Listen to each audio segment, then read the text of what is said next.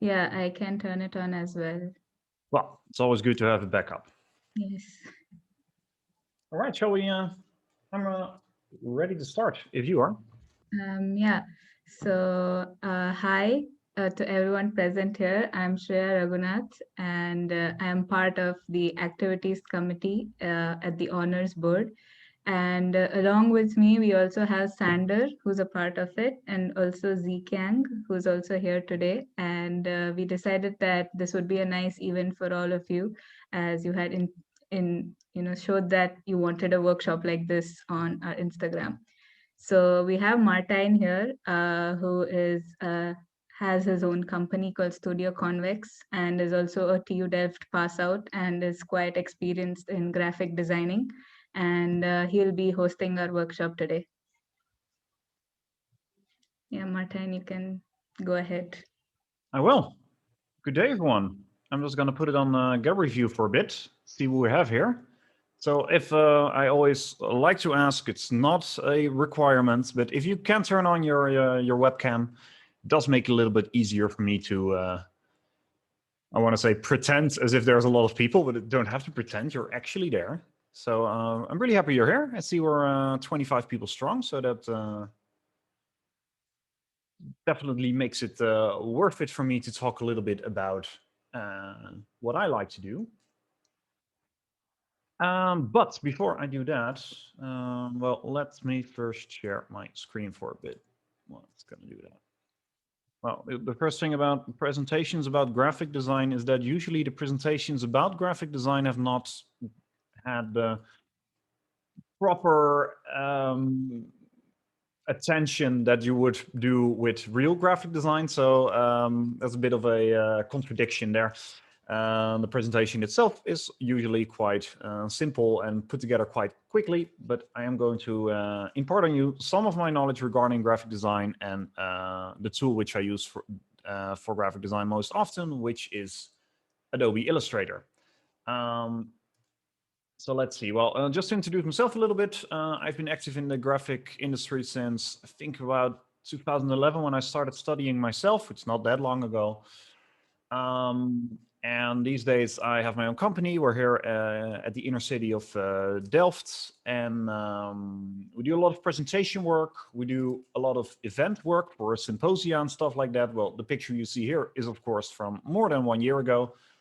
These days, it looks more like this. We do a lot of virtual events, so a lot of webinars, but also the symposia, conferences that I do not want to cancel everything. The clients do not want to cancel everything. So we just look for opportunities, see what we can do online. And people are getting used to that. Like we can see in this room here, you're all here with me. We can still do workshop. We can still transfer knowledge. It's just different, and we do have to get used to it, but we have to realize a lot is still possible. We do a lot of printed work. What I'm not including here is also that I do some animations, which is also very interesting because Illustrator is also part of the animation workflow that I use. But that's, that's me, that's my company, that's what we do.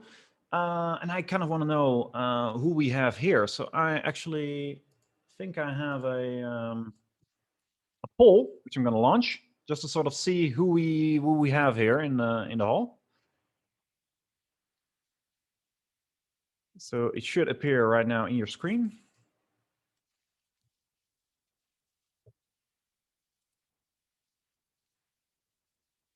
I'm having some trouble with my mouse at the moment.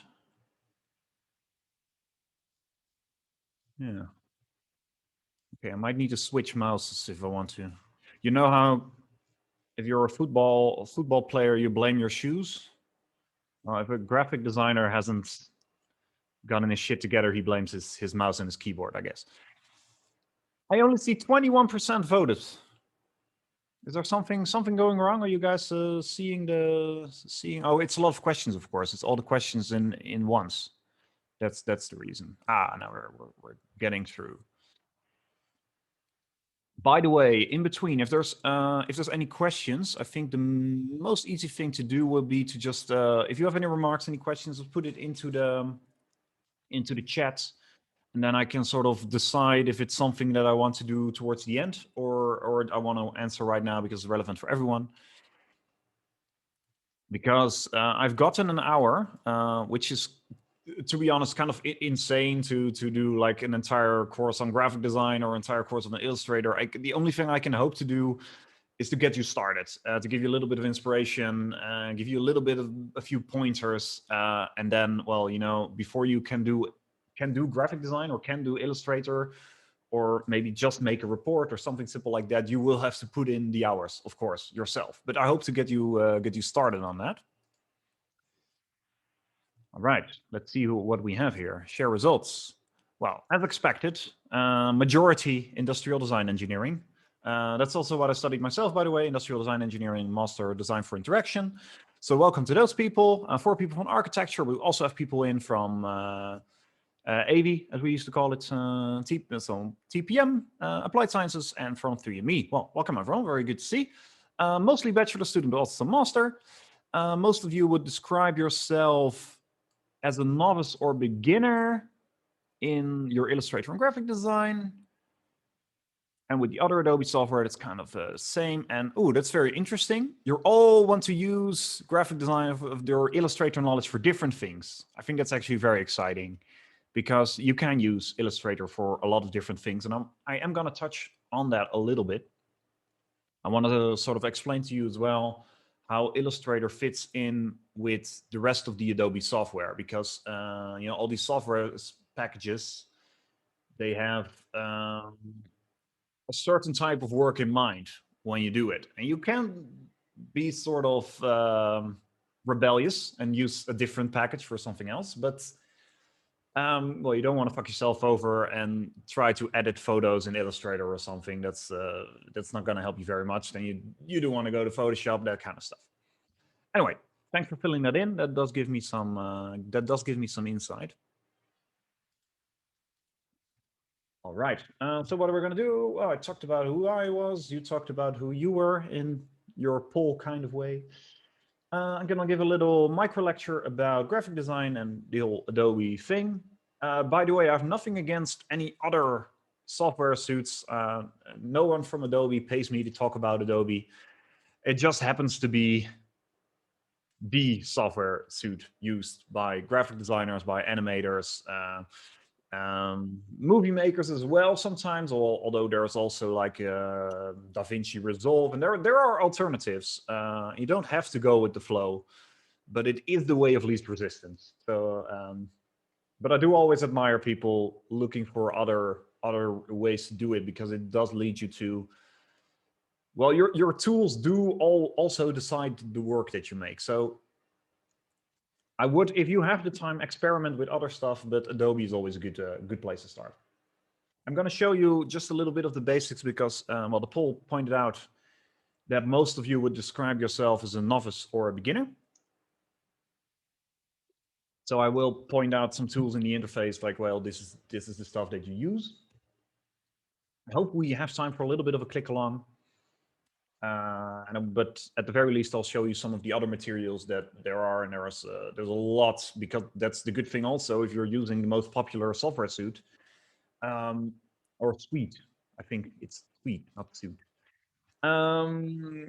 There's a lot of materials for it. If you have a question about, hey, how does this work in Illustrator, just Googling it will usually result in 5 different forums with people having the exact same question, and there will always be someone answering it. So that's the nice thing about it. And then there's also a ton of tutorials, like literally seas of tutorials, good ones and bad ones, of course, but the most popular ones are just really well produced, really well put together tutorials, also by people from Adobe. So lots of other resources.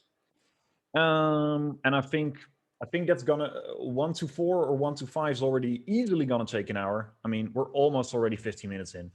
So I'm just gonna stretch out it a little bit more after that. And if there's any questions, or you want to show me something or ask an opinion on a certain piece, I will not burn you to the ground, because because it's not very nice, and I've been there as well. I will just give you some pointers and see what we can do. So if you're interested in that, just stay a little bit beyond the 1 hour mark, and let's just have a little talk after that. So I think it's time for a little bit of a micro lecture, I would say. How does that sound? Good stuff. Let's do it. These are the icons of some, I believe not even all of the Adobe programs. I do not, I think I would be able to name half of these. The other half, I don't even know what it is. It sometimes can get very specific, but let's see, these are the ones that most people know. InDesign to the left, and the orange one is Illustrator, which we're mostly going to talk about today. And I think the most popular one still, Photoshop. And these are all very much part of the graphic design workflow. Where I want to say that, well, I think just to make the distinction here between the three, Photoshop is working with pixels. So that simply means that you're coloring a set of pixels using either a brush, or you're selecting a certain amount of pixels and changing the colors. It's mostly used for editing photos. Well, that's pretty much an open door. But what then is Illustrator? Well, Illustrator is a vector editing program. That means that we don't actually create any pixels until the very end. We just create shapes and colors and well, most of you doing the technical studies, of course, you know what a vector is, and it's like that. It's a shape, and the positive thing about this is that you can always export your Illustrator file in the highest of resolutions, because there is no resolution when you create it, and you stack everything in layers. So you don't necessarily need to use the layers inside of Illustrator, but everything you place inside of an Illustrator file is somewhere in the stack. There's always one thing totally at the top, and there's always something at the bottom, and you can organize that in different layers. You can organize it in groups, but you just keep adding stuff. And what's the good thing about it? It's a little bit like some of you will have worked with SolidWorks or maybe MATLAB, but it's also where you work non-destructively. You keep adding information to your file, and that also means that if I've created a block somewhere in between that's green, that I can come back later and turn that block blue. While if you're working in Photoshop, you can also work in some layers, and you can work non-destructively to some degree.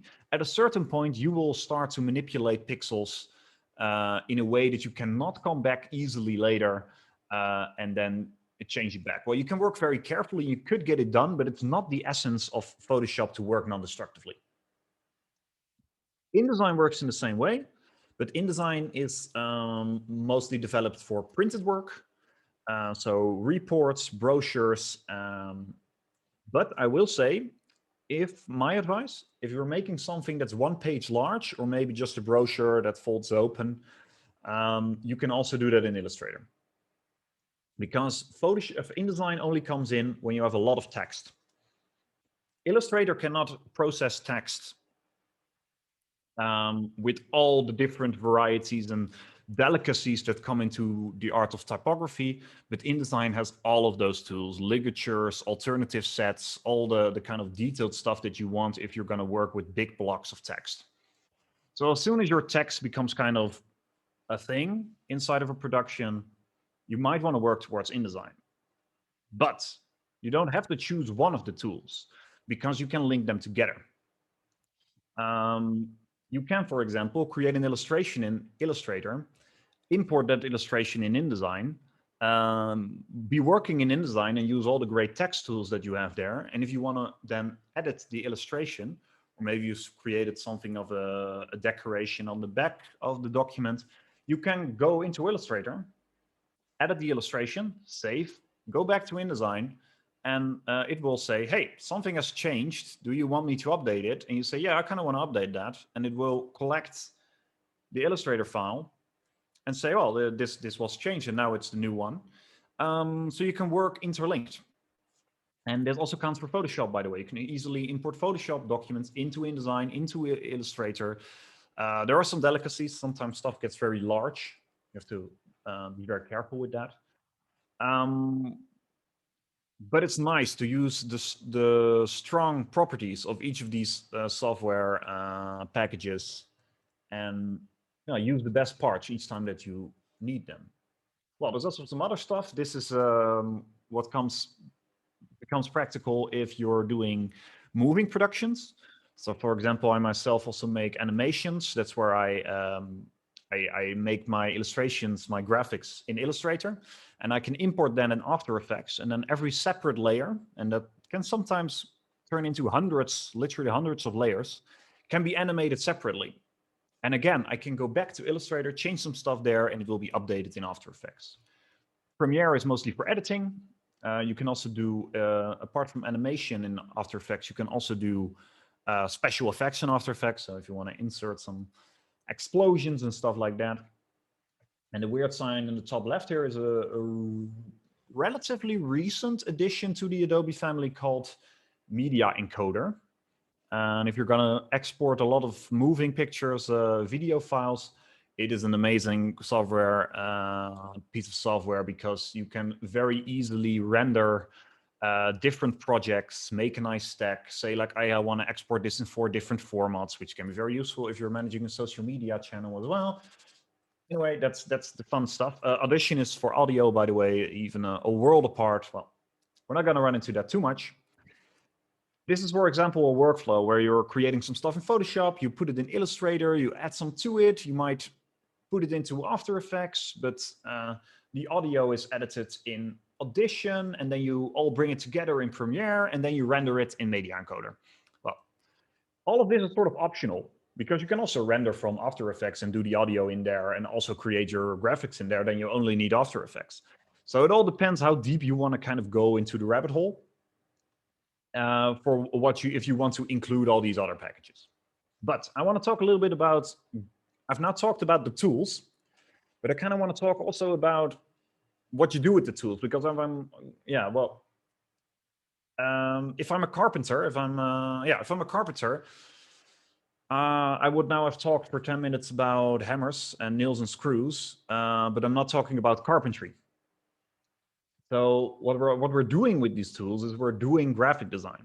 And that's not the same as doing Adobe Illustrator or doing Photoshop. It's just a tool that you use for your craft, so to say. And there is something that comes before this workflow. And that's sort of, I wanted to impart some general wisdoms onto you. Do with it what you want, but some of these I wish someone would have told me like 5 or 10 years ago, and then someone did tell me. I think all of these things have been told to me once. I think I just didn't believe them, probably.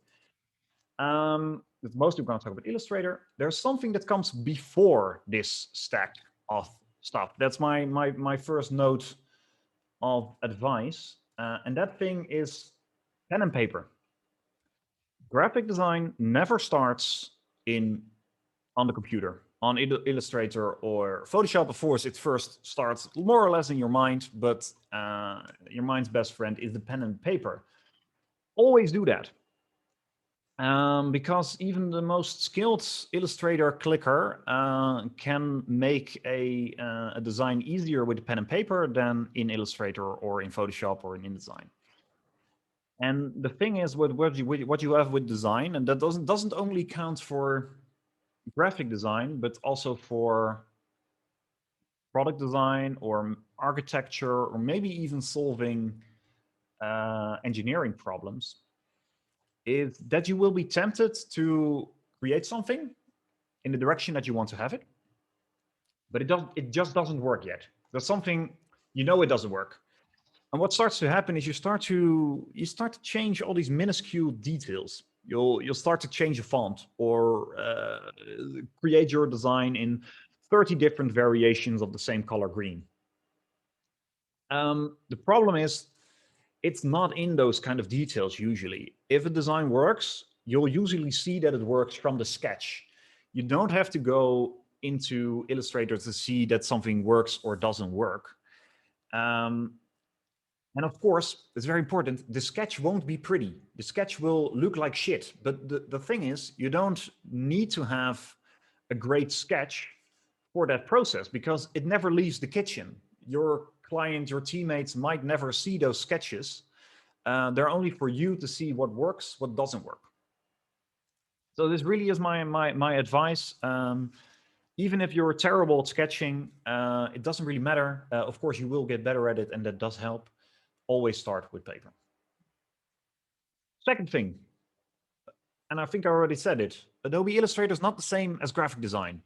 So the hammer and the screwdriver and the nails, that's the tools from the carpenter, and carpentry, that's his craft. So being extremely good at Illustrator won't make you a good graphic designer. It will just mean that you have the means to convert that sketch into the idea that you have in your mind of it. So it's not the most important, it's not the most important thing in itself. Also important, graphic design is not the same as art. Most important thing about that is that in graphic design, I'm going to say something that some people and some other graphic designers might not agree with. There is objectively incorrect graphic design. There is graphic design, and I think you've all seen it. You've all seen, I don't know, an advertisement in the paper from someone that has passed away in Comic Sans. Well, this is just objectively wrong use of the font Comic Sans, which is a great font to use for your child's birthday invitation, but not when someone has died. Sometimes you have contrasting colors. If I would have put this text in white on a light gray background, that would have been objectively incorrect because it's just impossible for you to read. And with art, you know, there's certainly, what I'm not going to deny, in graphic design, there's a huge part of subjectivity. There's a lot of subjective things about it. But in the end, you have a mission with graphic design. That's the thing. You're trying to communicate something. Either you're making a report and you have to go for a certain ambiance. And also, of course, the report has to carry the content of the report. Or you're making an invitation. There's always some kind of information, some kind of reason why you're dabbling in graphic design. You're either succeeding at that or not. And that's what makes it very different. That's also why if someone criticizes your graphic design or gives you some tips on it, it's not your art or something that shouldn't be too close to you, because then you're starting to lean towards the part of art instead of graphic design. Oh yeah, that's my third. Wait, maybe it's that. Steal everything or just seek inspiration in everything. It's I don't know what the exact quote was, but it was something like, well, if you steal from one person, you know, it's a crime. If you steal from 100 people, it's research or it's art. You can also call it benchmarking. That's what I usually call it. So, for example, if you're making a portfolio file or a CV, the first thing you should ask yourself is, how do other people make CVs? And you're not necessarily going to copy it. Well, maybe you are at first, and then you go your own way about it. But you just Google and Pinterest are really your friends here. Every time I start a creative project and I have to start something, I just first go off into a Pinterest bender, or I just create a huge board with stuff that I like, stuff that I think is relevant. And then I start stealing all the little bits that I like and bringing them together. This is really great because it allows you, even if you're not very experienced, to create something that looks good on the spot, because you know, it's impossible to create something out of nothing. We always have to refer to other stuff. So keep your eyes open a lot when doing graphic design. If you're doing an invitation, look at other invitations. If you're making a flyer, look at other flyers. Look at what they do. What are the sizes? What are the colors? What are the fonts? Are they using photos or are they using graphics? Because it will make you, observing other people's work is the one thing that will make you a good graphic designer the quickest, I think, in my opinion. Oh, I think that was my lecture. I seemed surprised by it myself, but I think I made most of this yesterday. So it's the first time I give a graphic design workshop. I have given some about PowerPoints. That has occurred more often. So let's see, any questions? Let me see in the chat.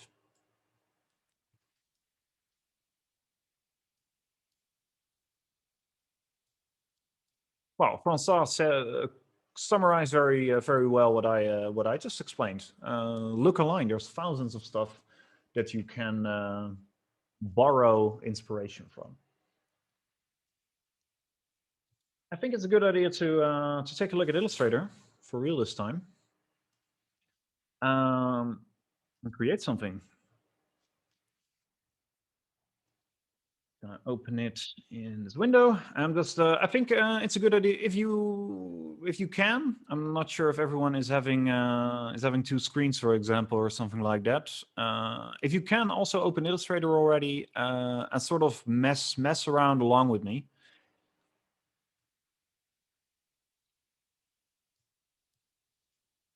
There we are.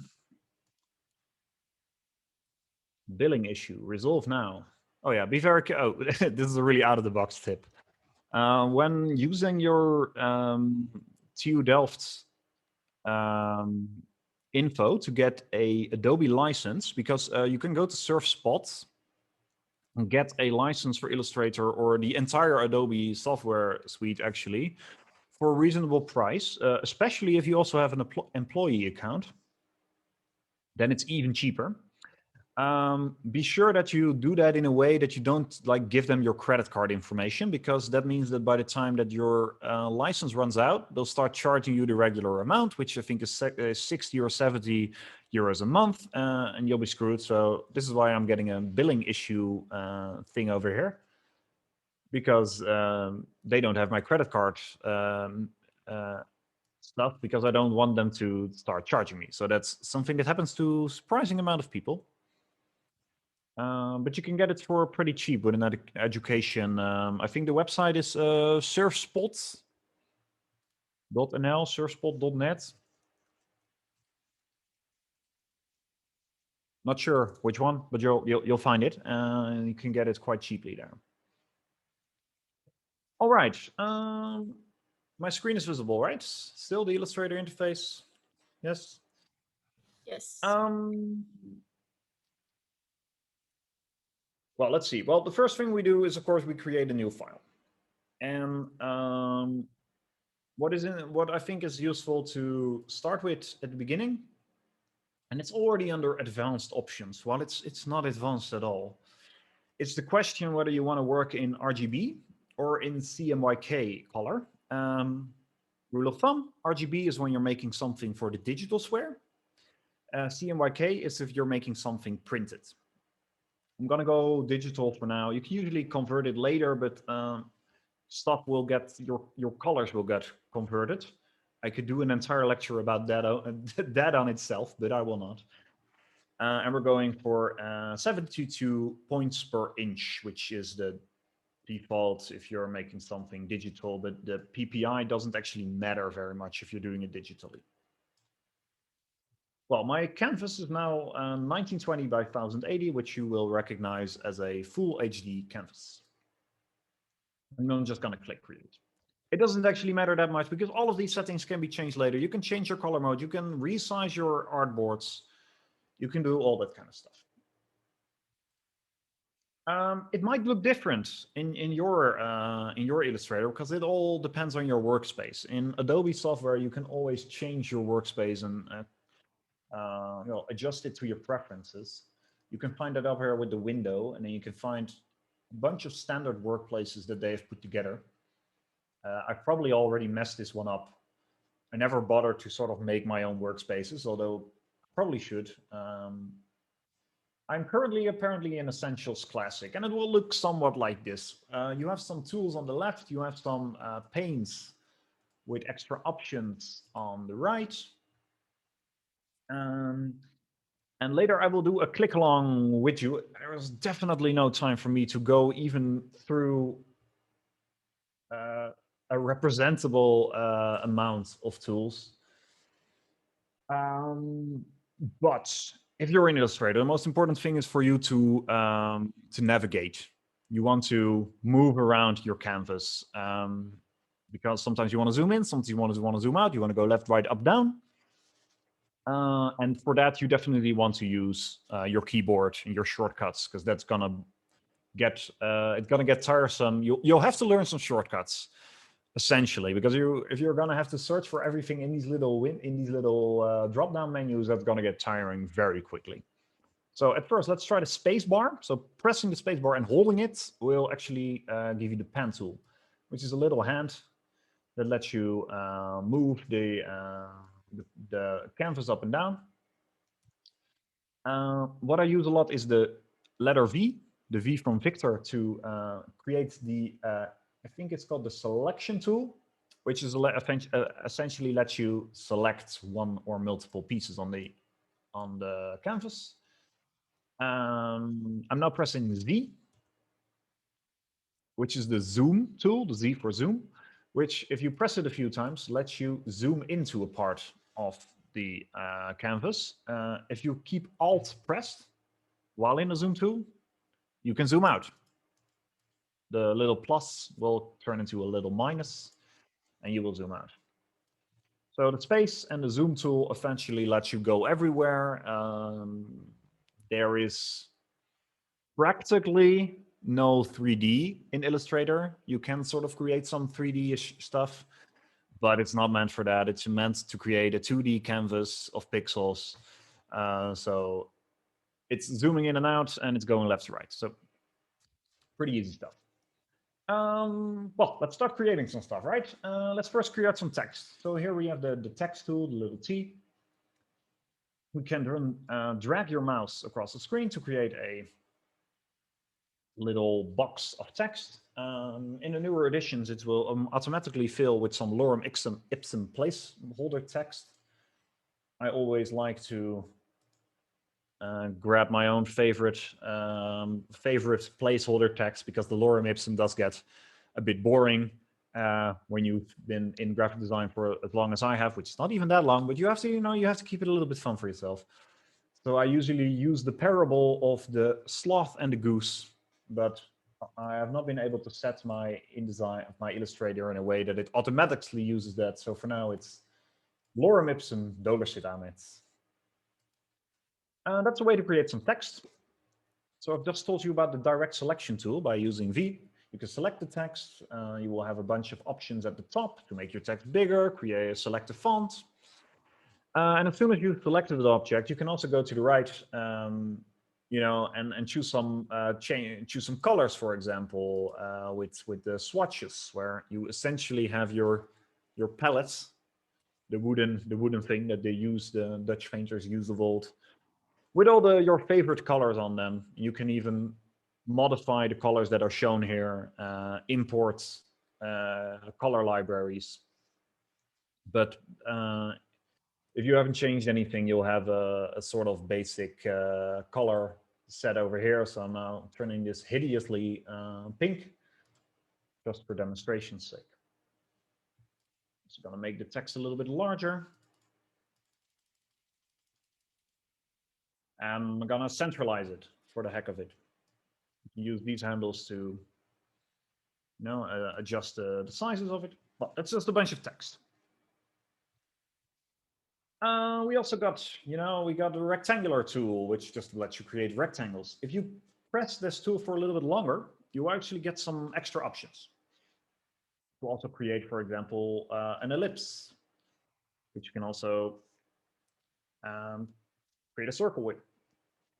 When dragging and dropping, it's not dragging and dropping, but when you're, for example, I have the rectangle tool selected now, and I can create a rectangle. But what if I want to create a rectangle that's exactly squared? Then a lot of stuff comes in where you're dragging it, while also holding another button. For example, if you're holding the Shift button, it will force the object to become a square. If you're holding the Alt button, that's also a way to select multiple things. Oh, it's always a nightmare, this, because I can explain to you 1,000 things. But I guess most of it you have to find out yourself. You just have to imagine that you can create shapes, you can create text. There's tools to make your own custom paths. For example, the pen tool. Let's go a little bit off script here, and then you have this pen tool. You can either select it over to the left, or you can use P. And this is where you can really make some smooth shapes and draw something more delicate, or you know, mask out a part of an image, stuff like that. Yeah, there's 1,000 different other things here. Maybe I'll explain the Pathfinder for a little bit. That's good. So let's say that you want to make a little bit more of a complex shape. So let's say I want to make the TUDelf library, which is essentially two triangles on top of each other. I'm going to select here. So by holding the rectangle tool, I'm going to select the polygon tool. Select the polygon, which will now become a 6-cornered thing. But I can use my keys to make that a triangle, so that my keys on the keyboard, I press down to get to less corners, or I press up to create more corners. Let's just create a nice triangle over here. This is called the group select tool, which is actually the white. So you have a dark colored cursor and a white colored cursor. And the white one, you can actually select a single point with. So you're not selecting the entire object, you're just selecting one of the points. And I can now drag this one point somewhere. Well, I don't know about you guys, but this is already looking a lot like the library. Like, if you remember it being vividly pink. Let's create another triangle, which will be the tower on top of there. Now I'm going back to this tool, the polygon tool. Okay, let's make that a little smaller. So you can grab this top, make it a little bit smaller. Let's also make it a little bit more pointy. I'm just gonna place it right over here and give it another color. I'm not gonna make it red. Sorry, I will move the stroke. So objects usually have a fill color and a stroke, which you can find over here on the top left, or you can find it here at the swatch panel. Well, it's now two separate objects. Well, what if I want to merge them? There's a bunch of tools in here, which I can have here in my right menu, called the Pathfinder, where you can merge these objects. There's a lot of different tools. You can either merge them or make them exclude each other, or intercourse their paths. Not sure if that's beginner kind of stuff, but my best advice here is mess around with it. I'm just going to merge them and create one shape. Of course, one shape will also have one color. Ooh, any specific tools that you might want to have some advice with? Because there's too much to unpack here, to be honest. And in a bit, we're just going to do a small exercise where I'm just going to ask you guys to make a little thing with a text plus a header. Is there a bucket? I do get this question because that's the best thing about Microsoft Paint, of course. That was always the bucket where you just say, well, I don't know, there's an entire blank space here. I want everything in there to be this color. I think there is a bucket, but it's in Photoshop, because the bucket is typically a tool that is editing your pixels. So it essentially says, well, just look for all the pixels that are the same color and adjacent to this color pixel, and I'll change them into this specific color. So it's not really an Illustrator kind of thing. That's why I use Photoshop to paint my floor plans. I would definitely use Illustrator to paint floor plans, because the thing about that is that you can very easily come back and change all the shapes. So you just start throwing a lot of square objects around, turning them into different kind of colors, and you can you can far more easily adjust your shapes later. But again, I will say this whole Adobe thing is also a weapon of choice. At a certain point, you just get better in one of them, and then you start using them. You import the shapes from Rhino. Well, that's a little bit more advanced. I do know that you can import a lot of information into Illustrator. One of the things that might be most relevant for you guys is, let me just check that out. If we're going For example, let's create a small Excel here. Let's create some dummy data, and we create a graph, which is probably insert. Create a pie chart, everyone's favorite chart. We can actually copy this and just paste it. And it will actually be vector data. You can see that if I, what I now do is Control Y. That actually is the wireframe view, can be very useful at times. Because now you can actually see, is this an image or is this actual vector work? And it's actual vector work. I can use my group selection tools to also select one single piece and move it around. But it can be very nice if you're generating your data in, I'm really messing this up here. If you're generating your stuff in Excel, but you just don't really like the way that Excel outputs your graphs, or if you're having some trouble with the customization in Excel, which I can definitely imagine, you can throw it in Illustrator and do the last bit of visual editing in there and make it more visually feasible. So that might be a workflow that you wanna exploit.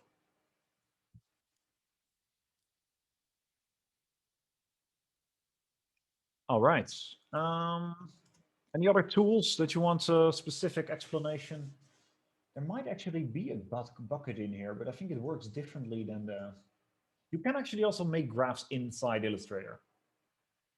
I just don't have a lot of experience with it. So I'm not explaining it to you just to make sure that you guys don't notice that I actually don't know shit, but there is a way to make graphs in Illustrator. I honestly think not a lot of people use that.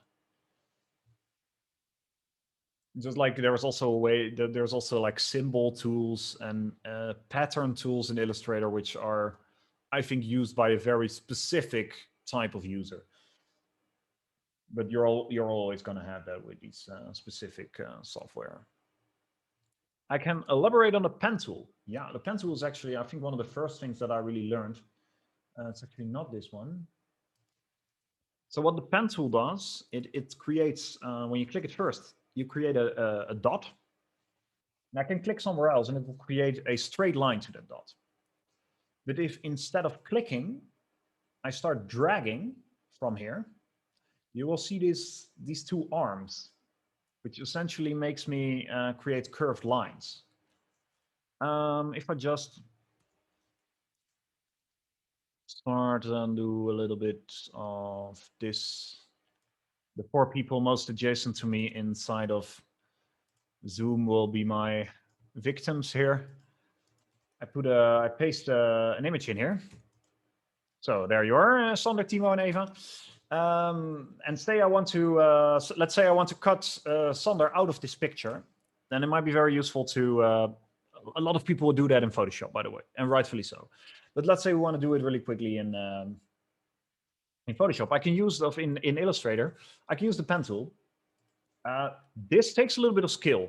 This is not really something that you'll understand. You'll get the, as the Germans call it, a Fingerspitzengefühl right away, because you'll have to, yeah, you really have to practice with it, making these type of lines.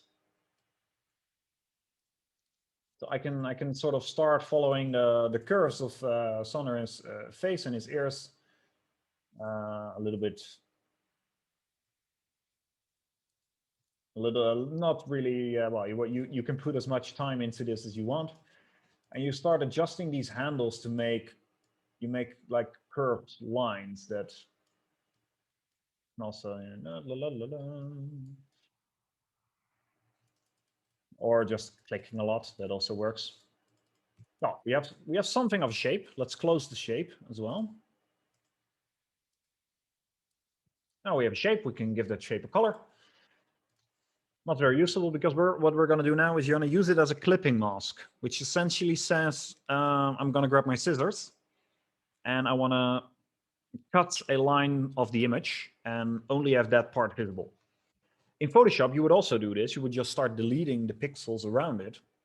But then if you sort of decide that you've made a mistake and you want to change that outline, you might have a bit of a problem. So the thing in Illustrator is that I can always, I select this thing that I'm going to use as a clipping mask. I select the picture as well.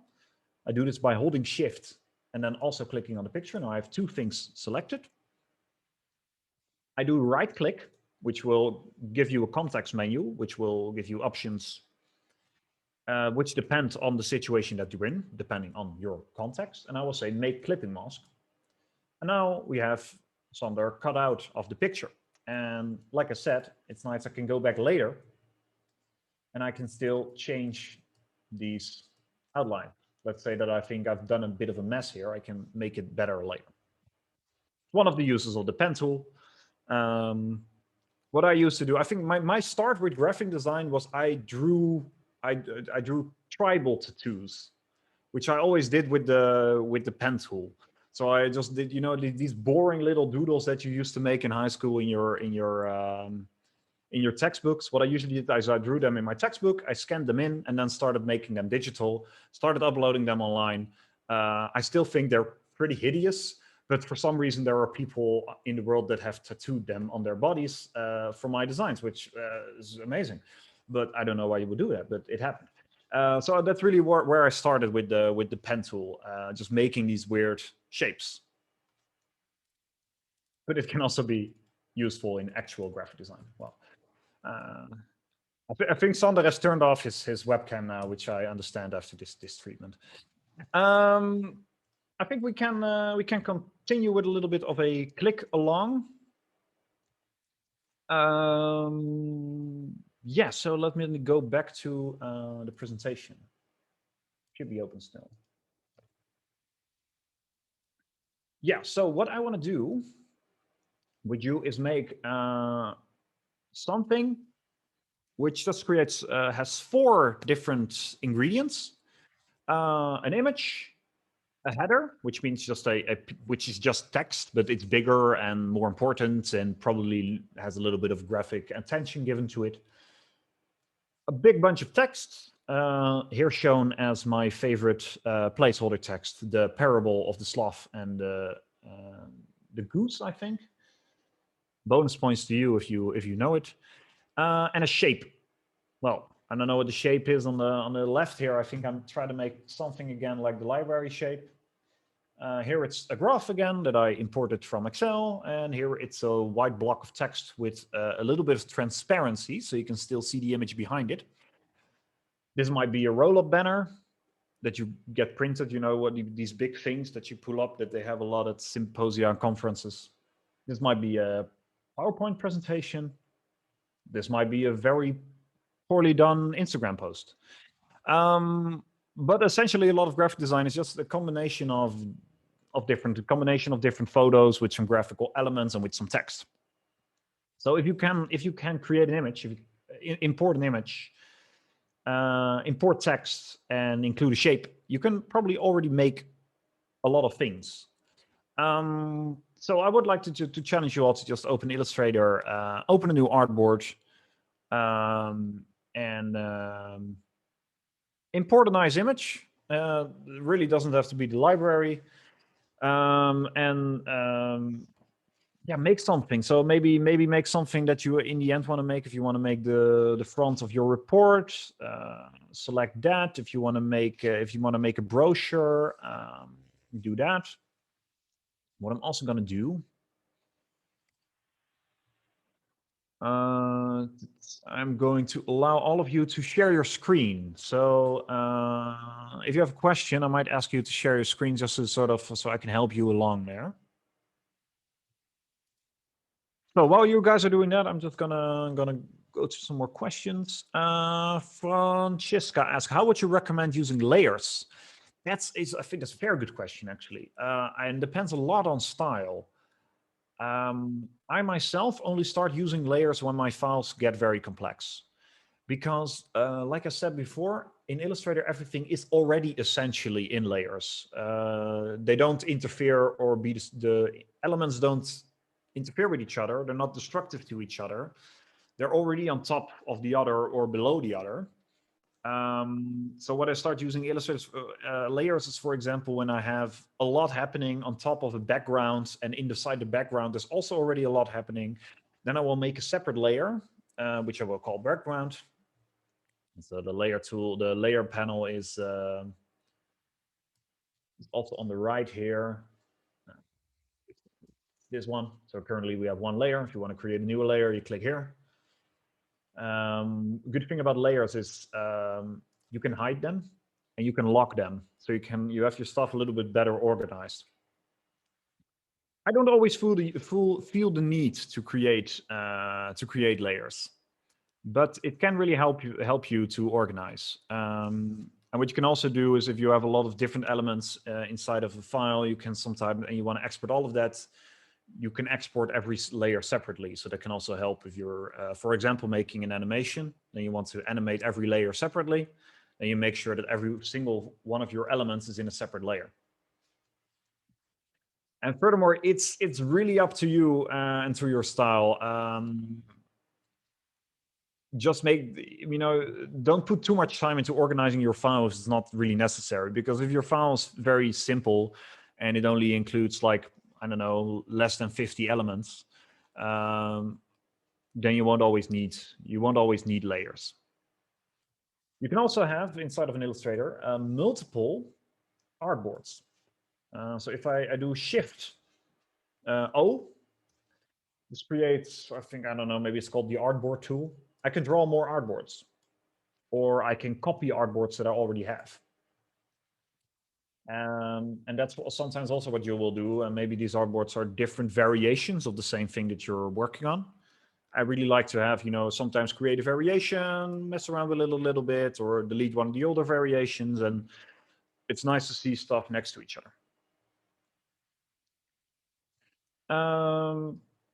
So that's the artboard tool, and that's your work always belongs to a specific artboard, and it also belongs to a specific layer. It can never be part of two layers. It can never be part of two artboards.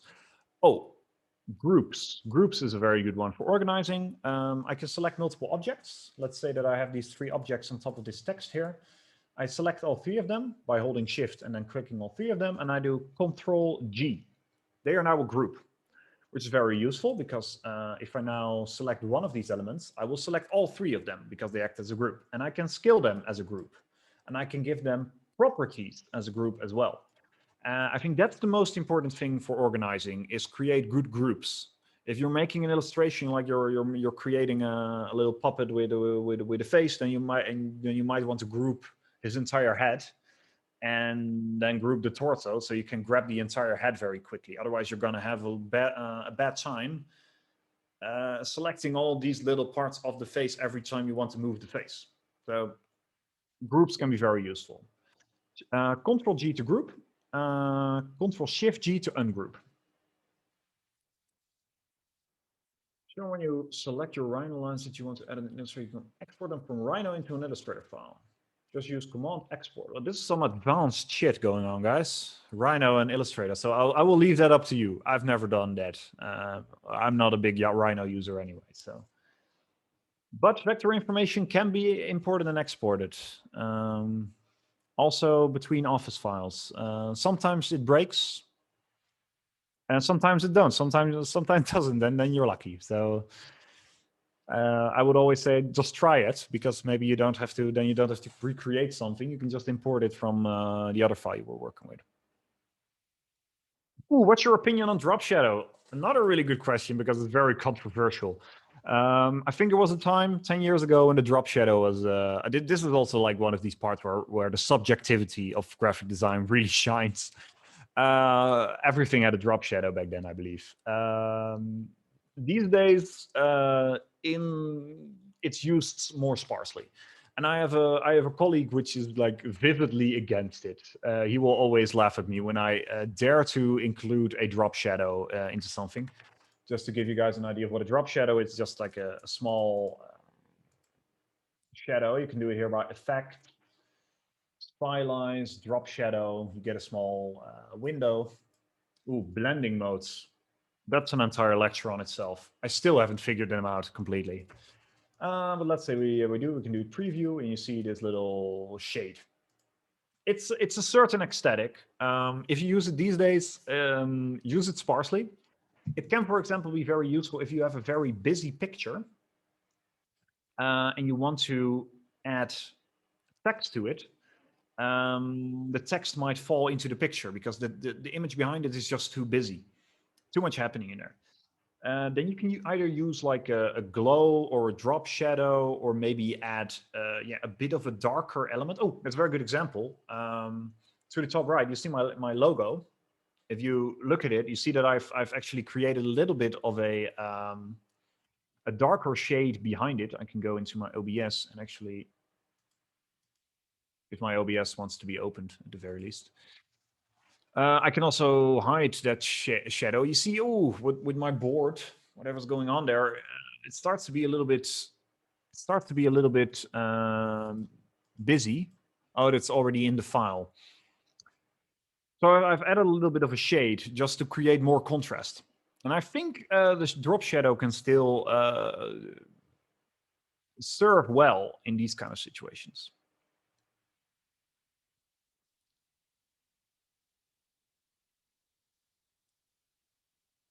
You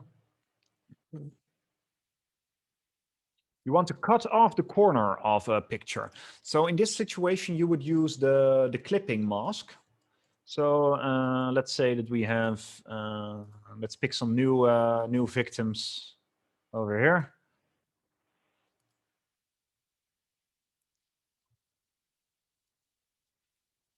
So we have some new victims. If we want to cut off, I don't know, maybe you want to cut off this corner. Then you draw that line with the pen tool, and then you just very roughly draw everything that you want to include, not exclude, but include. You have the shape, you select both the shape and the picture, right mouse click, make clipping mask. And now I've cut off one of the corners of it. How do you add a picture and make it the background? There are different ways to add pictures. Just copying it in will usually work. In that case, it's the picture is embedded into your Illustrator file. There's two ways of adding pictures in general. You can either embed it into the file or link it. When you embed it, the file actually becomes part of the Illustrator file. If you embed it, if you link it, it will just say, hey, do you know this and this location on your computer? There's an image there. I'm using that. Very useful because it keeps your file very light. Very not useful if you move that or delete that image later, because then you come back to your Illustrator and it says, well, I don't know what you have been doing, but that image that I was using over here, you've moved it. I don't know where it is, and it's gone. So that's the thing when you start linking your files. Linking is very useful also because, for example, if I link an image on my computer, I have a logo somewhere. But I want to make the logo a little bit more vibrant. So I go into Photoshop with that image. I make it more saturated. Then I save it, and it automatically updates in my Illustrator. So that's like the magic of linking files. But for now, just Control-C, Control-V. Make it the background. Just move it all the way to the back. So moving objects back and forth, that's actually a really good point because I haven't explained that. Let's say that I want to have this picture of Brit, Stephanie, Raoul, and Shreya on the background. I'm just going to make it as large as my canvas and then move it to the back. You can do right-click, arrange, send to back. And there's also shortcuts for all of this, of course. And it will go all the way to the back. You can also say arrange, send backward, which just means send this backward one step. So it will look towards the next image or next object in line, and you'll just put it under that one. And then you can start making a hierarchy.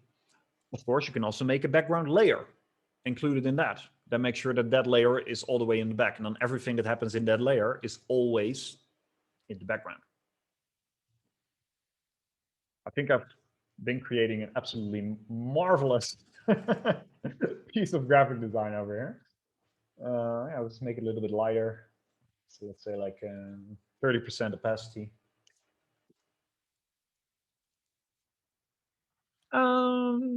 We're already through with our hour. Is there anyone that has another question, or maybe wants to would be as brave as to share what they've made? The good thing is it will be tricky to make something less hideous than the interesting combination of shapes and this meaningless graph that we have here. So you're already 2 points ahead.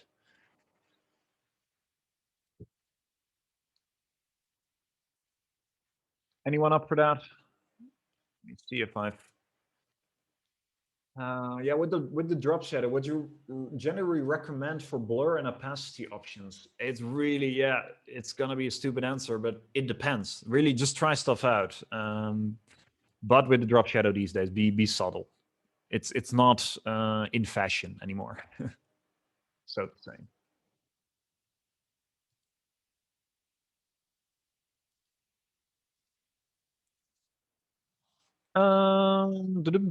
Any other specific questions? Let me go back to my.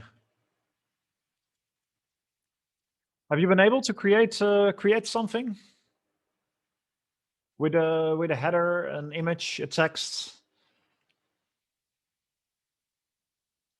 I can really imagine that all of this went a little bit too quick. I'm trying to hit that balance between explaining enough that it's relevant to hold this workshop, but also doing it in a way that it's a step in. But like I said before, you really, if you want to get good at this, well, yeah, the 1 hour workshop just not gonna cut it. You'll have to put in the hours. But there's good resources, so that really helps. By the way, I have used the drop shadow here. Did you notice? That's the question. You probably would have noticed if I didn't. Then it starts the white here, starts to fall away with the background a lot. And then it's like, it's really in the background. And you don't really see what the edges of the shape are. So I've used it quite sparingly here. And I think that's still, well, you know, allowed. But I'm not sure if the graphic police would agree, but that's you know, that's the subjectivity of all of it. But yeah, if you wanna get into it a little bit more, and I really hope to have inspired you a little bit to get a little bit into it. And Illustrator is really not that hard. Maybe it's hard. It will be hard the first time. You know, there's so many buttons, there's so many options. How do you create what you wanted to create?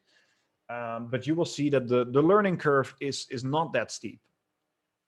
And the learning materials are really good. So what I want to advise is over here, when you open Illustrator, there's the Learn tab. Why am I showing this I can also just show this inside of Illustrator. I presume. Suppose this. These days they have in-app tutorials. So you're literally inside of the app, and it opens in the app and gives you all the instructions in there. So there will literally be okay, let's go. It will literally give me an arrow saying you need this specific tool. So you don't even need to translate it from the tutorial to your own interface, because it's literally integrated into an interface. So if you want to start anywhere, start there, because it's a lot of fun to do. You'll spend 10 minutes and you'll have created something. The only way is to just get started with it.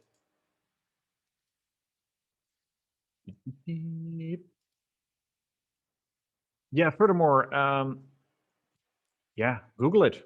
Google something that's specific to what you want to make, because I mean, you can do a 3-hour course online, but you could also do like, for example, if you're making a poster or you're making a graph, just Google graph design Illustrator tutorial, and you will get good resources. So yeah, sorry for the open door. I haven't followed any of these myself, because when I started Illustrator, it was 15 years ago and there wasn't a lot online. So I don't actually know which ones are good. Maybe you can well, you're all inside of this honors program network yourself. So maybe if you find a nice tutorial, they say, hey, this really explains this and this really well. Share it in the group. Let other people know. Then I want to do a small book recommendation. That's my edition. It's still sealed. You know why it's still sealed? Because I gift this book to everyone, including this will be going to one of my new employees. Because I really like this graphic design book. So if you want to buy a book, I would advise this one. They also have one on corporate design and on web design. It gets really to the point and gives you very tangible tips. So not saying, it all depends, it all depends. It just gives, yes, it does depend, but if you gotta get started somewhere, start with 7mm gutter between your columns. It just gives you a concrete example, concrete place to start.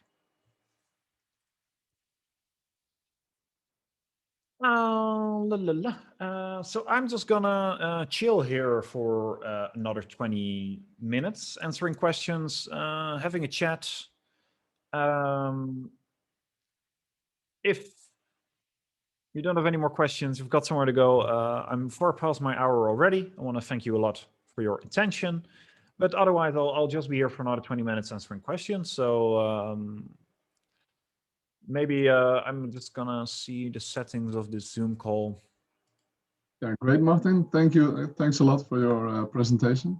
I've learned a lot from Illustrator. I was a complete novice, and I have some idea what I can do with it and how.